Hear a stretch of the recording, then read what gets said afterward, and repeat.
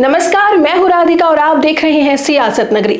America और भारत के बीच व्यापारिक रिश्तों में एक बार फिर तनाव आ गया है। अमेरिकी राष्ट्रपति डोनाल्ड ट्रंप ने भारत के कई उत्पादों पर 50% तक का अतिरिक्त टैरिफ लगाने की घोषणा की है और इस फैसले की कड़ी आलोचना की है कांग्रेस सांसद शशि थरूर ने।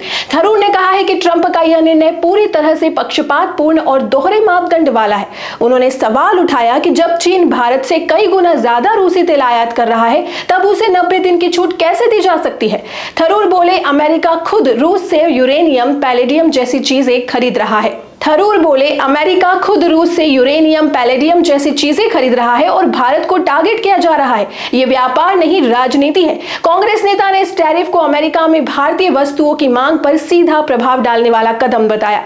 उन्होंने कहा, अमेरिकी जनता अब भारतीय सामान इतनी आसानी से नहीं खरीद पाएगी। इससे दोनों देशों के मैत्रीपूर्ण संबंधों को भी नुकसान हो सकता है। सरकार को सुझाव देते हुए शशि थरूर ने कहा कि अब समय आ गया है कि भारत अपने व्यापारिक विकल्पों को विविधता दे।